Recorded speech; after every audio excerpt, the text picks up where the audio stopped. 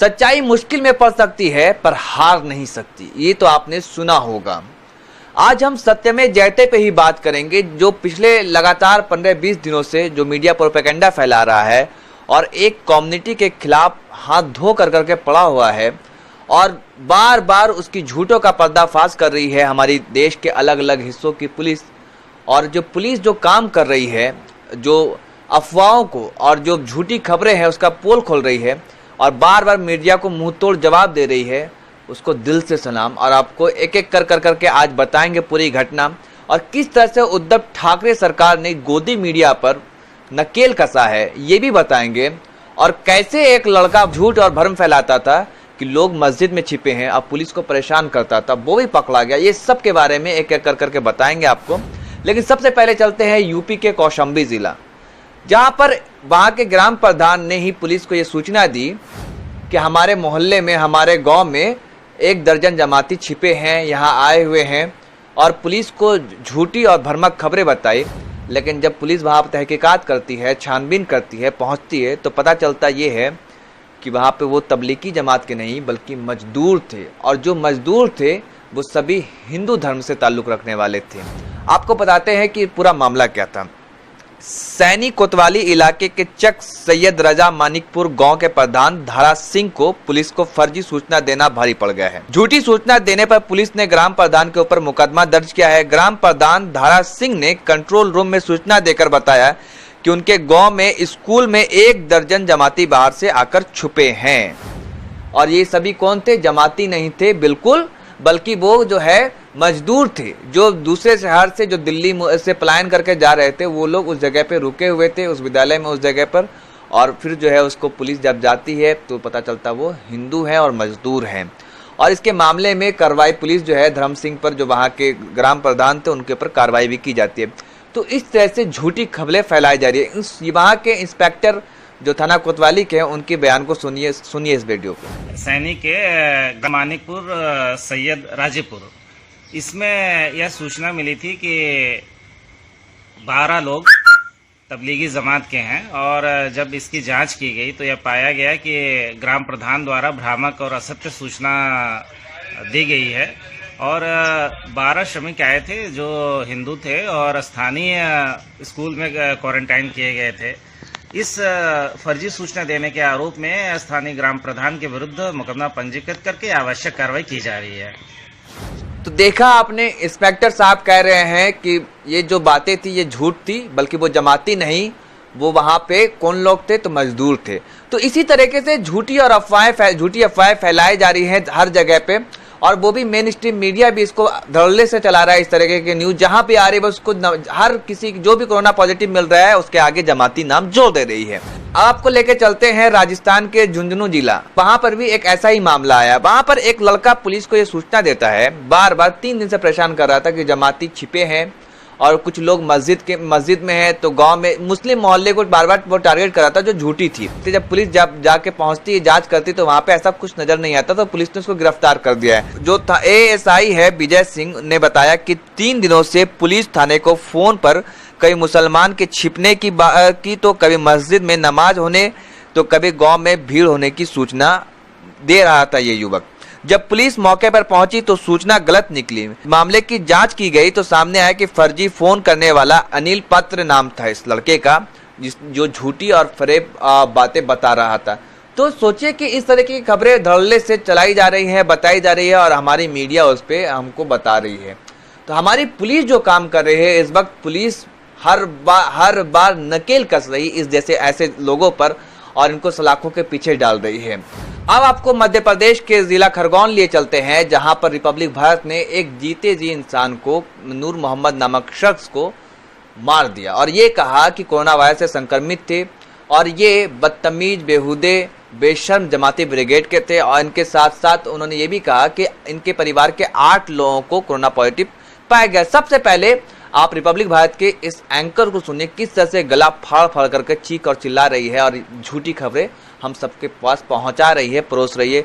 जो fake news का सबसे बड़ा अड्डा रिपब्लिक भारत बना हुआ है। सुनिए इस वीडियो को। मध्य प्रदेश के खरगोन से कोरोना पॉजिटिव 8 नए मामले सामने आए हैं। तबलीगी जमात से जुड़े हुए हैं ये सभी 8 लोग। नूर मोहम्मद नाम का शख्स है जो कि विदेश से पहले दिल्ली पहुंचा। दिल्ली में उसने मरकज में हिस्सा लिया और इसके बाद वो खरगोन आ गया। लेकिन नूर मोहम्मद की तो 28 तारीख को मौत हो गई थी, लेकिन जो संक्रमण है वो उसके परिवार में ही फैलता गया और 8 लोग और पॉजिटिव अब तक नूर मोहम्मद के परिवार के आए हैं। तो देखा आपने इस वीडियो को किस तरह से एंकर्स गला फाड़ के चिल्ला रही है।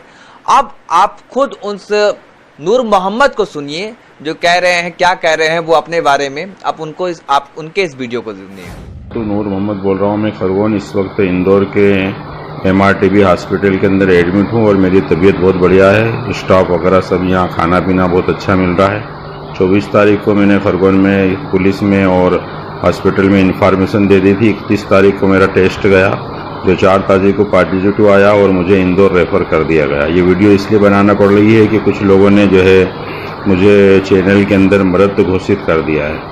हालांकि मैं जो है वो जीवित हूँ और बहुत बढ़िया इलाज चल रहा है और मैं पहले से बहुत अच्छा हूँ, तंदुरुस्त हूँ, कोई दिक्कत नहीं किसी। तो आपने देखा कि नूर मोहम्मद अभी जिंदा हैं। अब वो खुद बयानी कर रहे हैं। क्या कह रहे हैं आपने सुना कि हमें कहा गया कि बताया गया कि हम मर गए हैं लेकिन हम जिंदा हैं। अब आपको सिलसिलेवार ढंग से इस पूरी घटना के बारे में घटनाक्रम बताते हैं कि क्या मामला था और क्यों रिपब्लिक भारत जो हमेशा फेक न्यूज फैलाता है और अभी एक ट्रेंड सा चल गया है, कोई भी कोरोना पॉजिटिव पाया गया उसको जमात से जोड़ दो, बस सबसे अच्छा यही है अपना रोटी सेकने का। आपको बताते हैं जनवरी के अंत में जो अल्ट न्यूज ने जो इस पे रिपोर्ट किया है उसके हवाले से मैं बता रहा हूँ खबर। जनवरी के अंत में मोहम्मद और उनकी पत्नी जमात की मीटिंग में शामिल होने मुंबई गए थे। फरवरी के अंत में धार्मिक यात्रा के लिए दोनों लगभग 45 दिन के लिए दक्षिण अफ्रीका गए। 19 मार्च को नूर मोहम्मद और उनकी पत्नी दक्षिण अफ्रीका से दिल्ली आए। 20 मार्च को दोनों ने पूरा दिन दिल्ली में बिताया और मरकज में शामिल होने निजामुद्दीन गए। रात को इंदौर के लिए ट्रेन पकड़ी। मोहम्मद ने हमें बताया कि यात्रा के दौरान उन्हें खुद को बीमार महसूस किया। 21 मार्च को दोनों दोपहर को इंदौर पहुंचे और 3 घंटे बस से चलकर खरगोन जिला पहुंचे। 22 मार्च नूर मोहम्मद ने हल्की फुल्की बुखार महसूस किया। उनके भतीजे यासिर ने हमें बताया कि उन्हें हल्की खांसी भी आ रही थी। मोहम्मद एक फिजिशियन के पास गए, उन्हें बुखार की दवा दी। 24 मार्च स्वास्थ्य अधिकारी ने मोहम्मद के घर का दौरा किया। जांच में परिवार के किसी सदस्य का तापमान सामान्य से ज्यादा नहीं पाया गया। मोहम्मद के सेल्फ क्वारंटाइन में रहने को कहा गया। 31 मार्च निजामुद्दीन को कोविड-19 हॉटस्पॉट घोषित किया गया था। समाचार आने के बाद मोहम्मद और उनकी पत्नी सहित जिला अस्पताल पहुंचे। वहां जांच के लिए सैंपल दिया और उन्हें भर्ती कर लिया गया। 4 अप्रैल को रिपोर्ट आता है। मोहम्मद की जांच रिपोर्ट में पॉजिटिव और उनकी पत्नी की नेगेटिव पाई जाती है। मोहम्मद को MRTB हॉस्पिटल इंदौर ट्रांसफर कर दिया गया। उसी दिन उनकी मां की स्ट्रोक के कारण मौत हो जाती है। 7 अप्रैल मोहम्मद की मां सहित परिवार के 7 सदस्य कोरोना पॉजिटिव पाए गए। 12 अप्रैल को नूर मोहम्मद की 2 बजे जांच रिपोर्ट नेगेटिव आने के बाद उन्हें MRTB हॉस्पिटल से डिस्चार्ज कर दिया गया। 13 अप्रैल उन्हें खुद को खरगोन जिला अस्पताल में खुद को क्वारंटाइन में रखा हुआ है। जिसको बताया जा रहा था कि वो मर चुका है, वो जिंदा है। तो किस तरह से ये रिपब्लिक भारत अफवाह फैलाता है और झूठ परोसता है। और सोचिए कि हर रोज इस तरीके से वो खबरें चलाता होगा। आप देखते होंगे किस तरह से इस चैनल पर न्यूज कम नौटंकी ज्यादा होता है। तो यही सच्चाई है जो आज अल्ट न्यूज ने सामने लाया है और एक जीते जी इंसान को रिपब्लिक भारत ने मार दिया था। और हर रोज ये ऐसा झूठ फेक न्यूज चलाता रहता है। रिपब्लिक भारत ऐसा नहीं कि इसने आज पहली बार किया है, खुद को राष्ट्रवादी चैनल कहता है और सबसे आगे होने का दम भरता है, लेकिन सबसे आगे ये फेक न्यूज फैलाने में जरूर है। अब आपको बता दें कि नूर मोहम्मद के जो भतीजे हैं यासिर पठान ने इनके ऊपर मामला दर्ज कराया गया है। अपने चचा को जो बताया गया कि मृत्यु जो झूठी खबरें फैलाई गई थी उसके वजह से। तो ये रिपब्लिक भारत की सच्चाई है। और एक पार्टी का किस तरह से चमचागिरी करता है, चमचा वो किसी से छुपा हुआ नहीं है। और अब बात करते हैं एक और झूठी खबर की जो अंग्रेजी चैनल टाइम्स नाउ ने चलाया था महाराष्ट्र के एक मंत्री के बारे में कि उनकी बेटी कोरोना से पॉजिटिव पाई गई है, जबकि ये बात आई कि वो कोरोना से पॉजिटिव नहीं बल्कि नेगेटिव पाई गई थी। और महाराष्ट्र के गृह मंत्री अनिल देशमुख ने टाइम्स नाउ पर मामला दर्ज करने का आदेश दिया है। आपको पता होगा कि जिस प्रकार मुंबई के बांद्रा के इलाके में जो मामला घटी 14 अप्रैल को, उसके बाद 2 शख्स को गिरफ्तार किया गया था। एक तो एबीपी माझा के जो रिपोर्टर है राहुल कुलकर्णी को, हालांकि उनको अब बेल मिल गया है, छूट गए हैं वो, और विनय दुबे को। तो महाराष्ट्र की सरकार, उद्धव ठाकरे की सरकार जितनी मुस्तैद है और जितनी तेजी से फैसला ले रही है, और के जो गृह मंत्री है अनिल देशमुख जितनी मुस्तैदी से काम कर रहे हैं, अगर ठीक इसी तरह से हमारी सरकार भी काम करे तो शायद ये जो फेक न्यूज हर रोज और जमात के नाम पर अपना धंधा चला रहे हैं, इनकी अक्ल ठिकाने आ जाएगी। अब दरअसल मामला क्या था, मामला आपको बता देते हैं। महाराष्ट्र सरकार में मंत्री जितेंद्र अवध की बेटी को कोरोना वायरस पॉजिटिव पाए जाने की झूठी खबरें दिखाई थी। इसके लिए चैनल के खिलाफ कार्रवाई की जाएगी। महाराष्ट्र के पुलिस महानिदेशक को संबोधित पत्र में गृह मंत्री अनिल देशमुख ने कहा कि जितेंद्र अवध ने उन्हें चैनल द्वारा फर्जी समाचार प्रसारित किए जाने के संबंध में एक पत्र भेजा था। मंत्री ने कहा कि कानून के अनुसार एक मरीज का नाम लेना भी गलत है। उन्होंने कहा कि इसके अलावा महिला पीड़ित का नाम रखने की अनुमति नहीं है। इसके अलावा उनकी बेटी का टेस्ट रिपोर्ट नेगेटिव आने के बावजूद उसके कोरोना पॉजिटिव पाए जाने की फर्जी खबर चैनल ने प्रसारित किया था। तो यह एक गंभीर अपराध है, ये अनिल देशमुख ने कहा, जो वहाँ के महाराष्ट्र के गृह मंत्री है। तो आप सोच सकते हैं कि इस चैनल की कितनी क्रेडिबिलिटी है और कितनी विश्वसनीयता है कि हर रोज ये फेक न्यूज हमारे सामने परोस रहे हैं, और रोज हमारे जो देश के अलग अलग हिस्सों की पुलिस है इनके झूठों को आईना दिखा रही है और पर्दाफाश कर रही है। आपको एक बात याद होगी, जिस प्रकार जितनी तेजी से फेक न्यूज फैलाया जा रहा था, तब महाराष्ट्र के मुख्यमंत्री उद्धव ठाकरे ने एक बात कही थी कि हम कोरोना वायरस से तो लोगों को बचा लेंगे, लेकिन फेक न्यूज वाले को बख्शेंगे नहीं, फेक न्यूज फैलाने वाले को बख्शेंगे नहीं। उन्होंने ये बात कही थी, और जैसा उन्होंने कहा वैसा वो कर भी रहे हैं, और उनकी सरकार मुस्तैद भी दिखाई दे रही है, और अलग एक के बाद एक वो फेक न्यूज फैलाने वाले पर डंडे बरसा रही है।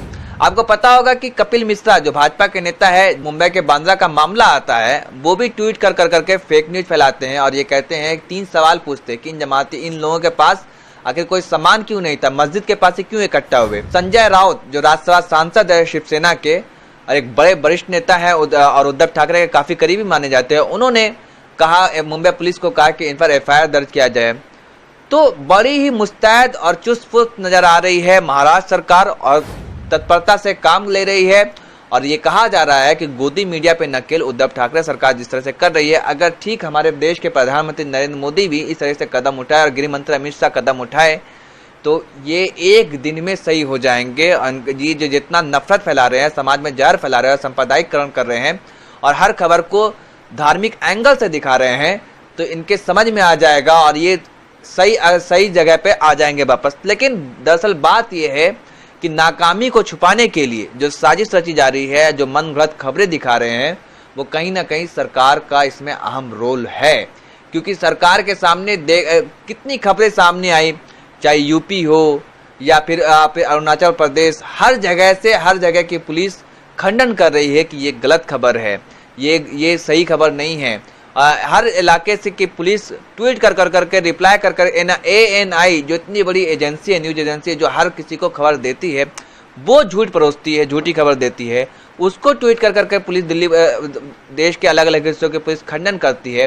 तो अगर ऐसे ही पुलिस जिस तरह से मुंह पे चमाटा मार रही है इस गोदी मीडिया को, अगर देश की सरकार भी करने लगे और उद्धव ठाकरे के जैसे काम करने लगे इस नफरत फैलाने वाले पर, तो एक दिन में जो नफरत और जहर फैलाया जा रहा है वो ठीक हो सकता है, बशर्ते